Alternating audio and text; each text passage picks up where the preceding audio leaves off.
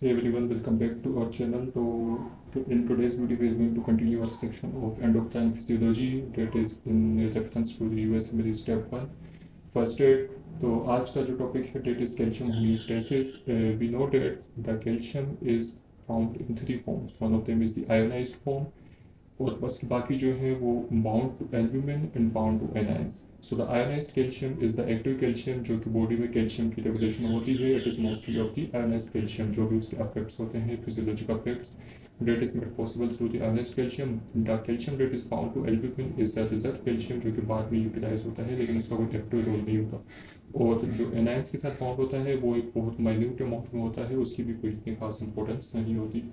तो जब हमारे पास बॉडी में पीएच बढ़ जाती है यानी कि जो इन्वायरमेंट है वो बेसिक चला जाता है या फिर अल्कलाइन इन्वायरमेंट हो जाता है, तो जब भी बॉडी में बेसिक इन्वायरमेंट होता है उस कंडीशन में एल्ब्यूमिन की जो बाउंडिंग है वो कैल्शियम के साथ वो ज़्यादा बढ़ जाती है. अब जब एल्ब्यूमिन जो है वो ज़्यादा कैल्शियम के साथ बाउंड करेगा तो आयोनाइज्ड कैल्शियम की अमाउंट जो है वो कम हो जाएगी. अगर आयोनाइज्ड कैल्शियम की अमाउंट कम होगी तो हमें पता है कि active calcium is the ionised calcium. जब आयोनाइज्ड कैल्शियम की अमाउंट कम हो गई तो डेट कॉजेज हाइपोकैल्सीमिया. उसके बाद हाइपोकैल्सीमिया के फीचर्स आने लग जाते हैं सच एज स्पास्टिसिटी होने लग जाएगी, carpopedal spasms and cramps and paresthesias etcetera जो भी कैल्शियम के फंक्शंस होते हैं. तो जब हाइपोकैल्सीमिया होगा तो उसके नतीजे में हमारे पास पीटीएच बढ़ेगा, और पीटीएच हम लास्ट वीडियोस में पढ़ के आ चुके हैं कि PTH is the regulator of calcium in the body.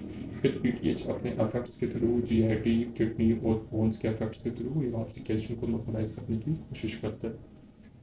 इसके बरक्स अगर हम देखें तो अगर पीएच हमारे पास कम हो जाए यानी कि इन्वायरमेंट जो है वो एसिडिक हो जाए तो उस कंडीशन में एल्ब्यूमिन की जो बाइंडिंग है कैल्शियम के साथ वो कम हो जाती है, और उस कंडीशंस में जो बाउंड टू एल्ब्यूमिन कैल्शियम होता है वो कम हो जाता है, आयोनाइज्ड कैल्शियम बढ़ जाता है, तो उस बंदे को हाइपर कैल्सीमिया हो जाता है, और हाइपर कैल्सीमिया की अमाउंट में पीटीएच की अमाउंट कम हो जाती है.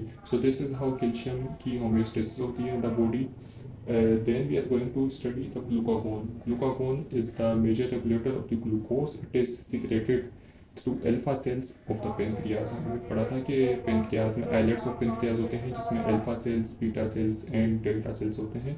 अल्फा सेल्स ग्लूकागोन सिक्रेट करते हैं, beta cells insulin and delta sales somatostatin. तो जब भी बॉडी में अमाउंट की ग्लूकोज कम हो जाती है यानी कि हाइपोग्लाइसीमिया की कंडीशन में बॉडी जाने लग जाती है तब बॉडी को ग्लूकोज चाहिए होता है, तो उस कंडीशन में ग्लूकागोन की सिक्रेशन बढ़ जाती है. तो ग्लूकागोन का जो मेन फंक्शन होता है it is to increase the amount of glucose. ये ग्लूकोज की अमाउंट बढ़ाता है through four pathways. One of them is the glycogenolysis यानी कि जो ग्लाइकोजन ऑलरेडी स्टोर्ड है इन द लिवर उसकी ब्रेकडाउन से ग्लूकोज सेपरेट करवाता है. Second step is the gluconeogenesis यानी कि नियो मतलब न्यू, ग्लूको मतलब ग्लूकोज एंड जेनेसिस मीन्स की सिंथेसिस. तो न्यू ग्लूकोज की synthesis with the help of proteins and using fatty acids in the liver. So glycogenolysis and gluconeogenesis, these are the main mechanisms through which glucagon regulates the glucose in the body.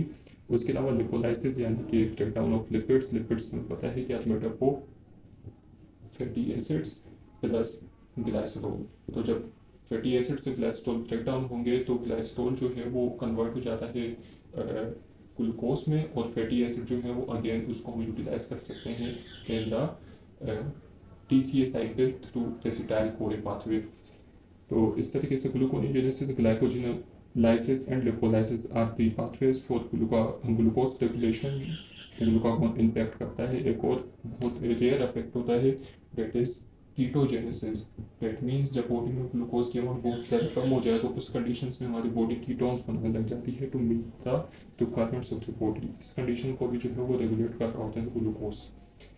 अब insulin जो है वो negative regulator है glucagon का, मतलब कि जब body में ऐसी कंडीशंस होंगी जब ग्लूकोज ज़्यादा एक्सेस में मौजूद है उस कंडीशंस में ग्लूकागोन की अमाउंट जो है वो कम करनी होती है. तो ऐसी कंडीशंस जब ग्लूकोज ज़्यादा होगा उस कंडीशंस में इंसुलिन, अमाइलिन, सोमेटोस्टेटिन ये फैक्टर्स रिलीज होते हैं जो कि ग्लूकागोन की सिक्रेशन को इनहिबिट कर देते हैं.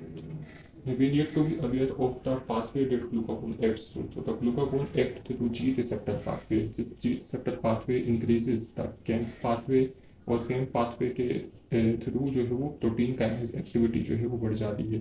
प्रोटीन काइनेज एक्टिविटी बढ़ जाती है उसके बाद जो है मसल्स अपनी फिजियोलॉजी में आने लगते हैं. तो यही मैकेनिज्म, इसकी यही इंपॉर्टेंस जो है हमें इसका एक और यूज देती है that is in the overdose of the beta blockers. क्योंकि बीटा ब्लॉकर्स जो है वो हमारी कॉन्ट्रैक्टिलिटी ऑफ द हार्ट को कम करते हैं by inhibiting the can pathway.